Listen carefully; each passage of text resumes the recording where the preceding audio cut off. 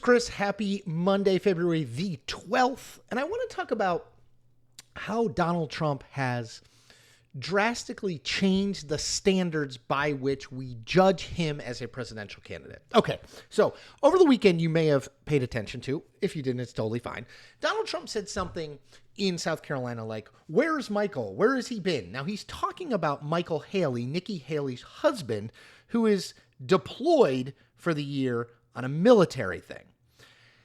Okay, so in the before times, this would be a big deal. You don't talk bad about people in the military, particularly people who are actively serving. In a Republican primary, that used to be a death wish. You would never do that and get away with it. Now, Donald Trump has done this before, right? It's been reported that he doesn't understand. He called them suckers, people who were killed in the line of duty. We know all the way back in 2015, I remember this vividly. It was like a month after he announced his candidacy. He said of John McCain, "I like my war heroes who weren't captured." I'm paraphrasing, but you remember that line. So this is a guy who's done this over and over again. And I remember back in 2015, I remember again vividly, I wrote, well, this is the end of Donald Trump's candidacy. It was like July 2015. And I wrote, it's all over. Like, the thing you can't do in a Republican primary is insult military veterans or the military more generally. Like, everyone is going to run away from him. People are going to call for him to get out of the race. Some people did, but guess what? It didn't have any real effect on him. So fast forward 8-9 years later, and he's badmouthing Michael Haley for serving in the military, which I will note Donald Trump never did. He got a medical exemption, as many wealthy young men did in the Vietnam era.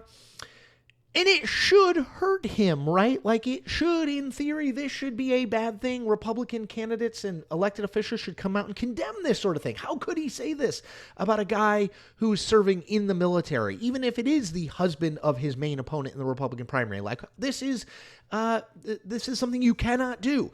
But it's the way in which Donald Trump is judged by Republican voters that is just wildly different. And I didn't grasp it in 2015, and I do grasp it now, which is why I thought in 2015 this would be something that would end his candidacy, and something in 2024 I just don't think will.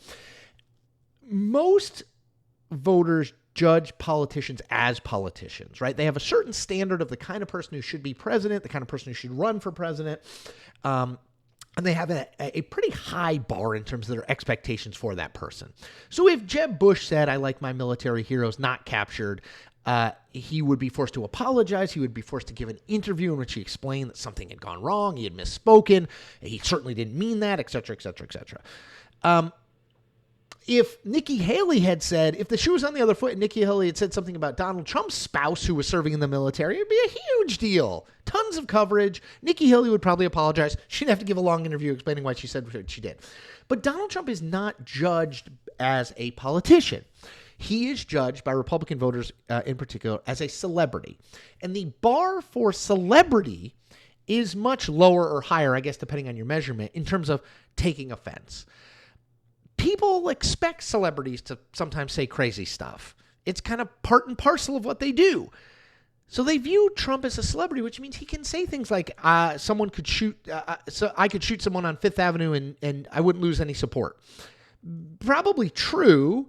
And that's kind of the reality of the situation for Donald Trump. Like, he is judged differently than Nikki Haley, than Joe Biden, than Barack Obama, than George W. Bush, than John McCain. Is this a good thing or a bad thing? Look, I think it's a bad thing, right? It allows him to say and get away with things that no other politician would get away with. And the fact is, he's running for president. He's not a reality TV star anymore. He's a former president who is the front runner for the Republican nomination. But it is a reality that I think we have to grapple with, deal with, and process. He is not judged like any other politician. He is, in fact, not judged like a politician at all.